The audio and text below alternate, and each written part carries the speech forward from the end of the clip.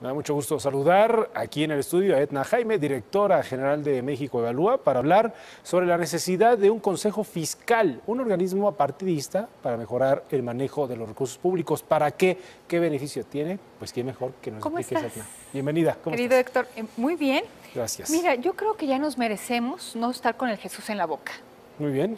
De que si llega al poder el candidato o el político A o el B o el C, que tengamos la certeza de que hay ciertos controles, hay ciertos candados que nos van a proteger de malas decisiones. Necesitamos profesionalizar la toma de decisiones, pero necesitamos también que haya contrapesos efectivos. Yo creo que de eso se trata el desarrollo político. Y yo creo que al desarrollo político se le vincula también la generación de condiciones para la prosperidad. Si en el mundo de la política las cosas no jalan bien, Héctor, Sí. eso tiene repercusiones que acaban afectando nuestra vida, nuestro bolsillo, nuestras oportunidades. Entonces, creo que necesitamos que los políticos, que por supuesto tienen planteamientos, tienen proyectos que compiten en el foro público y compiten en la arena electoral, una vez que lleguen, pues que tengan el margen suficiente para plasmarlo en un presupuesto, en política pública, pero que ese margen no sea infinito, no sea demasiado grande como para sufrir consecuencias de malas decisiones. Malas decisiones económicas pueden tener efectos sobre toda una generación y hasta más. Creo que nosotros somos la generación de la crisis de los 80, de los 90, y la lección de aquellos años fue que había que crear instituciones que limitaran el margen de discreción de los políticos. Y así fue como creamos el Banco de México, Héctor, importantísimo, la estabilidad económica de este país se explica en buena medida por la autonomía del Banco de México, por su diseño. Generamos una ley de presupuesto y responsabilidad hacendaria que nos hemos dado cuenta que tiene algunos huecos que pues propician conductas un tanto irresponsables, pero creo que necesitamos más. Y en México Evalúa hemos propuesto desde hace tiempo la creación de un consejo fiscal.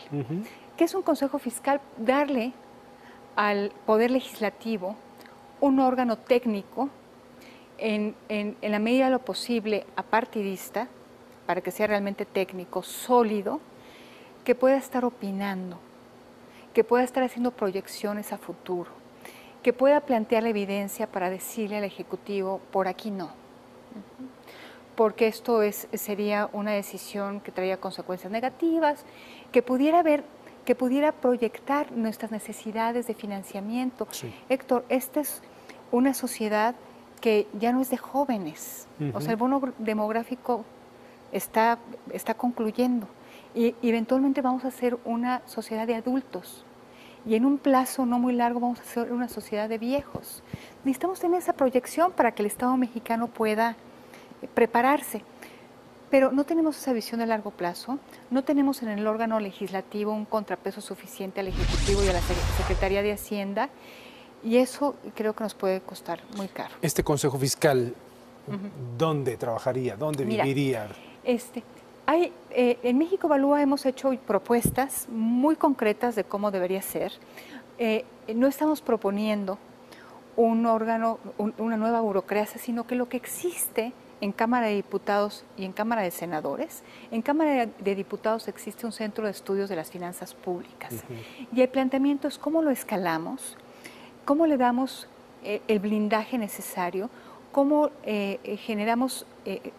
promovemos que ahí se incuben capacidades técnicas tan desarrolladas que puedan realmente en un futuro cercano ser un referente muy sólido. En Estados Unidos existe el CBO, el Congressional Budget Office. Nada se aprueba sin la opinión, o nada importante se aprueba sin la opinión de este centro. Entonces, Centro de Estudio de las Finanzas Públicas, el Senado tiene el Instituto Belisario Domínguez y en este instituto hay una dirección que se encarga de las finanzas públicas. La propuesta es fusionarlos, es darles una ley, que no sea ni una circular, que no sea nada más lineal, una ley, y realmente que se convierta en este órgano técnico que genere estudios, proyecciones, que nos genere el conocimiento Sí. y los insumos para que las decisiones que se tomen en materia presupuestal hacendaria estén lo mejor fundadas posibles. Con la autonomía necesaria, ¿no? Sin tintes partidistas. Déjame preguntarte esto, Edna. Ya se está, ustedes lo han impulsado, nos los has mencionado incluso en otra ocasión, estas necesidades. ¿Ves tú la voluntad política actual para poder empujarlo desde el Congreso? Fíjate que hay propuestas muy interesantes para reformar los centros de estudio del legislativo. Sí. El de las finanzas públicas es uno, existen otros. Entonces, sí hemos tenido conversaciones con la secretaria de la Cámara de Diputados, que tiene en sus manos esta reforma. Creo que se está abriendo un diálogo muy interesante. Bien. Hay legisladoras, pienso en legisladoras porque son Minerva Hernández, que ha estado en este tema, Soraya, se me va su nombre, una diputada priista muy talentosa. Hay una discusión rica, con iniciativas importantes, bien hechas, y creo que pues en una de esas se nos abre una ventana de oportunidad y esto fluye. Y podemos tener un consejo. Yo creo que es muy importante porque nos daría certeza, nos permitiría ver más allá de un sexenio, tener una visión de un poquito más de largo plazo, Héctor, y darle mucha racionalidad al manejo presupuestal y hacendario al país. Bien, viendo hacia adelante para fortalecer esta democracia con toda la estructura que eso requiere. Sí. Así es que, Edna, muchas gracias por estar con nosotros. Muchas gracias. Nos vemos en 15 días. Nos vemos en 15 días. Gracias, Edna Jaime, con nosotros.